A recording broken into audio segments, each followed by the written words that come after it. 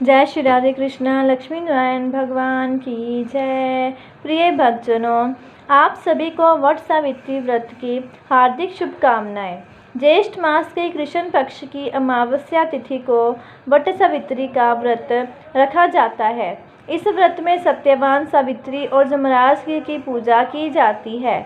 इस व्रत को रखने वाली सुहागिन महिलाओं का सुहाग अटल होता है और पति पर आया हुआ संकट भी टल जाता है। ऐसी मान्यता है कि सती सावित्री ने इसी व्रत के प्रभाव से अपने मृत पति सत्यवान को धर्मराज जी से भी जीत लिया था, अर्थात उन्हें पुनर्जीवन दिलवाया था।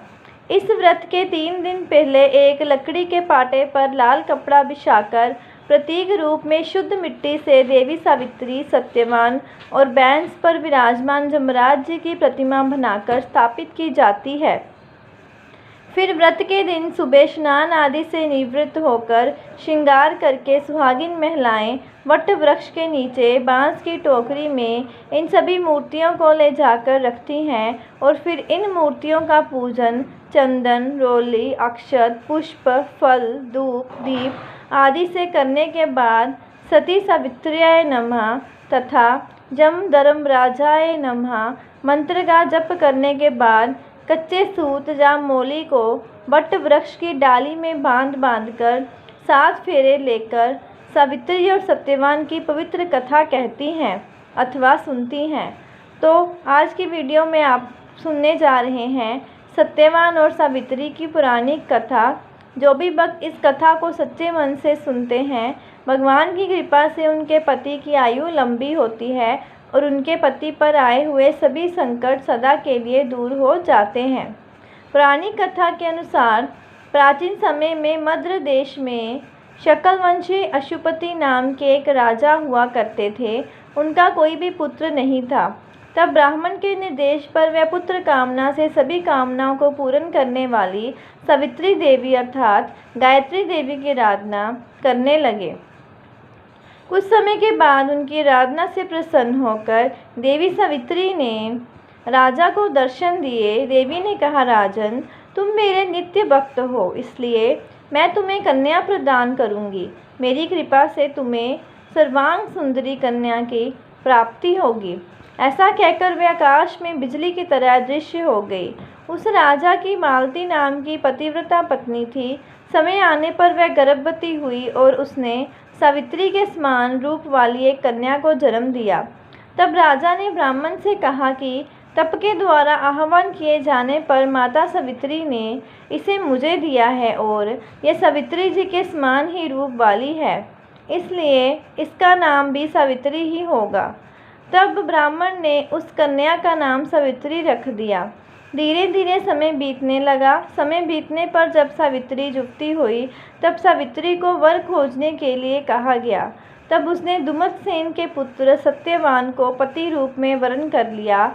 इधर जब ये बात देवर्षि नारद को पता चली तब वह राजा अशुपति के पास आकर बोले कि राजन, आपकी कन्या ने तो वर खोजने में बड़ी भारी भूल कर दी है। सत्यवान गुणवान और धर्मात्मा अवश्य है, किंतु वह अल्प आयु है और 1 वर्ष बाद ही उसकी मृत्यु हो जाएगी। देवर्षि नारद जी की ये बात सुनकर राजा उदास हो गए। फिर उन्होंने अपनी पुत्री को बुलाकर समझाया कि पुत्री, ऐसे अल्प आयु व्यक्ति से विवाह करना बिल्कुल भी उचित नहीं है, इसलिए तुम कोई और वर चुन लो। इस पर सावित्री बोली, तात, आर्य कन्या अपने पति का एक बार ही वरण करती है, अर्थात एक बार ही अपना वर चुनती है, इसलिए अब चाहे जो भी हो जाए मैं सत्यवान को ही वर रूप में स्वीकार करूंगी।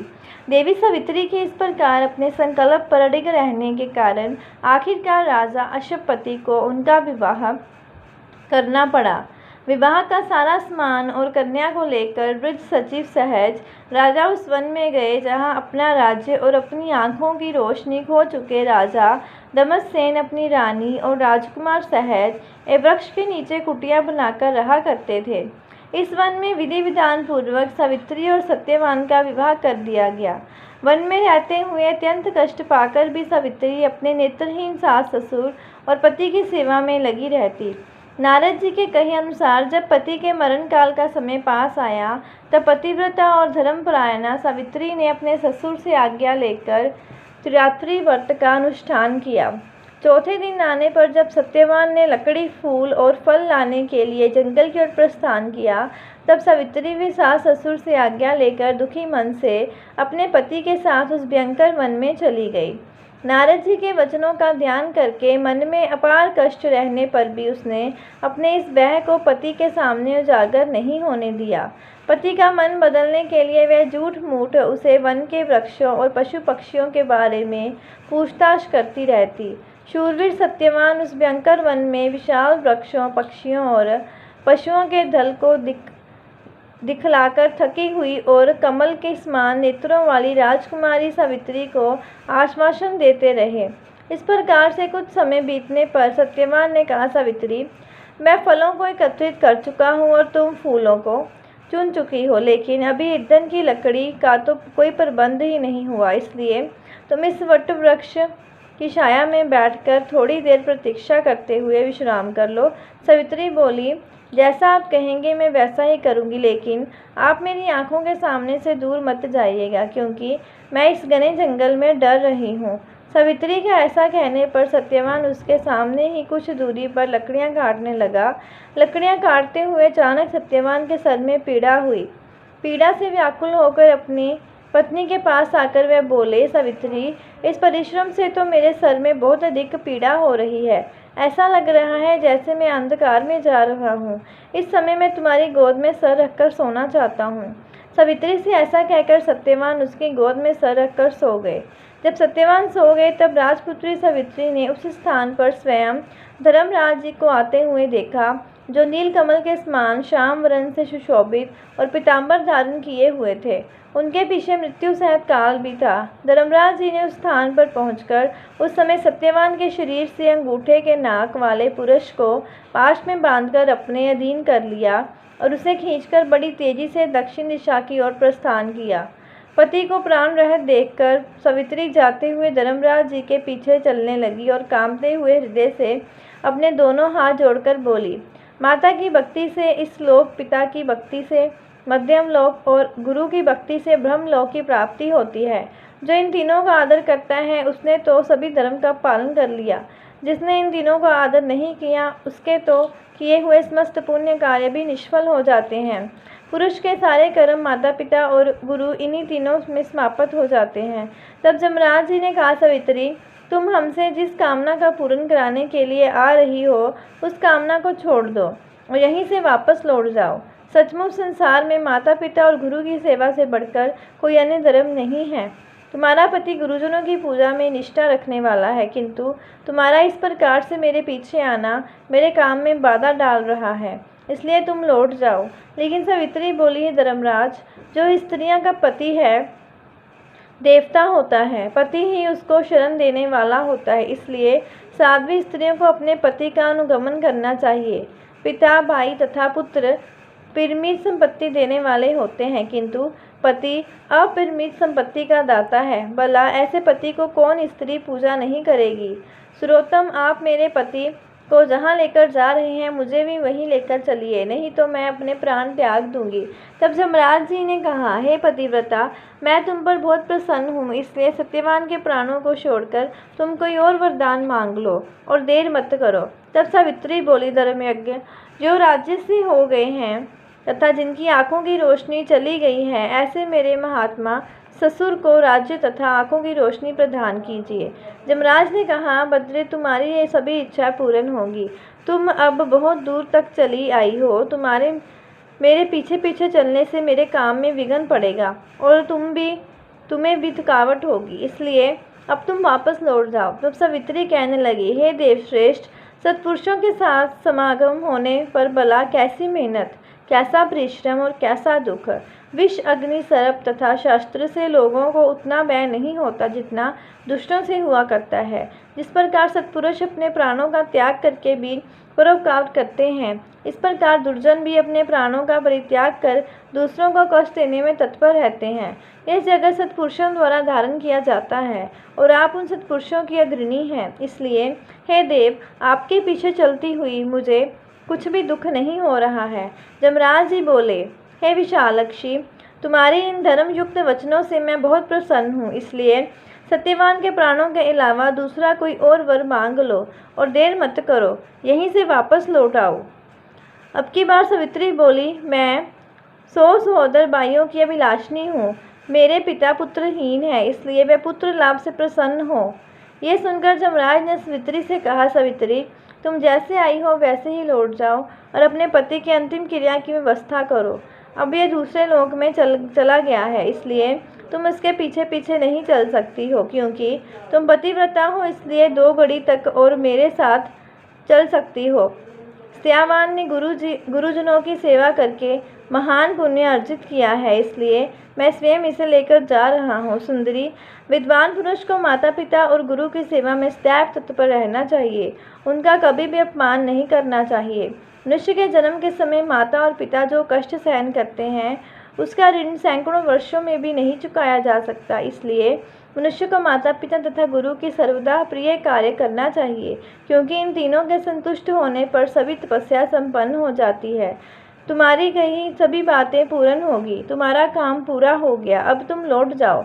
जो तुम्हारा इस प्रकार से मेरे पीछे आने से मेरे कार्य में बाधा पड़ रही है और तुम्हें भी कष्ट हो रहा है, इसलिए मैं तुमसे बार बार ऐसा कह रहा हूँ। अब सावित्री कहने लगी, हे देवश्रेष्ठ, धर्मोपार्जन के कार्य में कैसी ग्लानि और कैसा कष्ट। देवज्ञानी व्यक्ति को सदैव धर्म उपार्जन करना चाहिए, क्योंकि उसका लाभ सभी लाभों से विशेष महत्वपूर्ण है। प्राणी को चाहिए कि कहीं भी जाए, पीछे अकेले धर्म ही जाता है, मित्र और भाई बंधु कोई साथ नहीं देता। इस संसार में और स्वर्ग में मनुष्य जितने भी प्रकार की उत्तम वस्तुओं और भोगों को प्राप्त करता है, वह उनके पुण्य कर्मों का ही फल होता है। इसकी प्राप्ति के उपाय हैं यज्ञ, तप, दान, इंद्रिय निग्रह, क्षमाशीलता, ब्रह्मचार्य, सत्य, तीर्थ की यात्रा, सत्संग, सेवा, गुरुजनों की सेवा तथा ब्राह्मणों की पूजा। इसलिए विद्वान पुरुषों को सदा धर्म आचरण करना चाहिए, क्योंकि मृत्यु इसकी प्रतीक्षा नहीं करती कि इसने अपना कार्य पूरा किया है या नहीं। प्राणी संसार में मृत्यु से सदैव भयभीत रहते हैं, किंतु पुण्यवान सत्य पुरुष सदैव निर्भय होकर जीते हैं। सावित्री की ऐसी बातों को सुनकर जमराज जो फिर बोले, विशालाक्षी, तुम्हारी इन धर्मयुक्त बातों से मैं बहुत संतुष्ट हूँ, इसलिए अब तुम सत्यवान के प्राणों के अलावा अन्य कोई और वर मांग लो और देर मत करो, वापस लौट जाओ। तो सावित्री कहने लगी, देव, अगर आप देना ही चाहते हैं तो मैं सत्यवान के 100 पुत्रों की माँ बनना चाहती हूँ, क्योंकि लोगों में पुत्रहीन की सदगति नहीं होती। क्योंकि जमराज जी ने देखा कि सावित्री लगातार उनके पीछे चली आ रही है, इसलिए उन्होंने एक क्षण की भी देरी किए बिना कहा कि सावित्री, अब तुम शेष कामनाओं को छोड़कर वापस लौट जाओ और मैं तुम्हारी जो इच्छा अवश्य पूर्ण करूँगा। तब सावित्री ने कहा, धर्म अधर्म के विधान को भली भांति जानने वाले देव, आप ही जगत के स्वामी हैं, क्योंकि आप कर्मों के अनुरूप प्रजाओं का निजमन करते हैं, इसलिए जम नाम से पुकारे जाते हैं। क्योंकि आप धर्म पूर्वक सारी प्रजा को आनंदित करते हैं, इसलिए लोग आपको धर्मराज नाम से पुकारते हैं। मरने पर लोग अपने सत्य असत्य दोनों प्रकार के कर्मों को आगे रखकर आपके पास जाते हैं, इसलिए आप मृत्यु कहलाते हैं। सभी प्राणियों के क्षण काल आदि से समय की आप गणना करते रहते हैं, इसलिए तत्वदर्शी लोग आपको काल नाम से पुकारते हैं। देवताओं में श्रेष्ठ हैं। धर्मराज जी, आपकी शरण में आई हुई मुझ दुखिया की रक्षा कीजिए। और अभी अभी आपने मुझे सत्यवान के 100 पुत्रों की माँ होने का आशीर्वाद प्रदान दिया है और आप मेरे पति को लेकर जा रहे हैं। मैं पतिव्रता स्त्री हूँ, ऐसे में मैं अपने पति के बिना 100 पुत्रों की माँ कैसे बन सकती हूँ। तब जमराज जी बोले, हे धर्मयज्ञ, मैं तुम्हारी स्तुति और भक्ति से संतुष्ट होकर मैंने तुम्हारे पति सत्यवान को मुक्त कर दिया है। अब तुम सफल मनोरथ होकर वापस लौट जाओ। ये सत्यवान तुम्हारे साथ 500 वर्षों तक राज्य सुख भोगकर अंतकाल में स्वर्ग लोक जाएगा और सत्यवान तुम्हारे गर्भ से 100 पुत्रों को भी उत्पन्न करेगा। वह सब के सब देवताओं के समान तेजस्वी और क्षत्रिय राजा होंगे।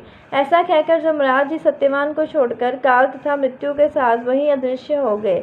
इसके बाद पतिव्रता सावित्री जहाँ से जिस मार्ग से गई थी, उसी मार्ग से लौटकर उस स्थान पर आई जहाँ सत्यवान का मृत शरीर पड़ा हुआ था। तब सावित्री पति के नज़दीक जाकर उनके सिर को अपनी गोद में रखकर पहले की तरह बैठ गई। उस समय सूर्यदेव अस्ताचल को जा रहे थे, अर्थात अस्त हो रहे थे। थोड़ी देर में सत्यवान ने अपनी आंखें खोली और उठकर बैठ गए। सत्यवान ने सावित्री से कहा, वह पुरुष कहाँ चला गया जो मुझे खींचकर लिए जा रहा था? यहाँ सोते सोते तो मेरा पूरा दिन बीत गया। तुमने भी पूरे दिन से कुछ खाया नहीं, और वहाँ आश्रम में मेरे माता पिता को भी मेरे कारण दुख भोगना पड़ा। सावित्री, मैं उन्हें देखना चाहता हूँ, चलो जल्दी चलो। तब सावित्री बोली, स्वामी, सूर्य तो अस्त हो गए, चलिए अब हम आश्रम को लौट चलें। मैं वहीं सारी घटना विस्तार पूर्वक आपको बताऊंगी। ऐसा कहकर सावित्री अपने पति के साथ आश्रम में जा पहुंची। इसी समय पत्नी सहित दमनसेन राजा को नेत्र ज्योति प्राप्त हो गई। वह दोनों अपने पुत्र और पुत्रवधू को वापस आया देखकर बहुत प्रसन्न हुए। सावित्री और सत्यवान ने सहपत्नी क्षत्रिय श्रेष्ठ राजा दमनसेन को प्रणाम किया। पिता ने अपने पुत्र को गले लगा लिया। उसी समय आनंदित सावित्री ने जैसी घटना घटित हुई थी उसका वर्णन किया और इस रात को अपने व्रत को भी समाप्त किया।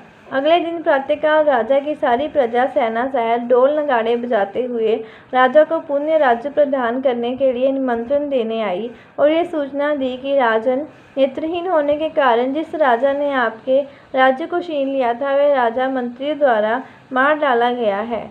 अब आप ही राजा हैं। यह सुनकर राजा दमसेन सेना के सहित वहां गए और धर्मराज की कृपा से पुण्य अपने राज्य को प्राप्त कर लिया और समय आने पर सावित्री 100 पुत्रों की मां भी बनी।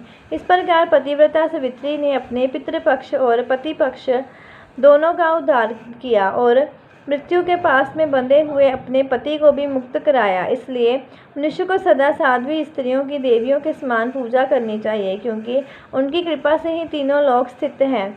जो भी भक्त सत्यवान सावित्री की इस कथा को नित्य सुनता है वह सभी प्रयोजनों में सफलता प्राप्त करके सुख का अनुभव करता है, कभी भी दुख का भागी नहीं होता। और जो भी सुहागिन महिला इस कथा को प्रेम पूर्वक सुनती है उसके पति पर आया हुआ संकट काल टल जाता है और उसके पति की दीर्घ आयु होती है। बोलो धर्मराज जी की जय। बोलिए लक्ष्मी नारायण भगवान की जय, सावित्री मैया की जय।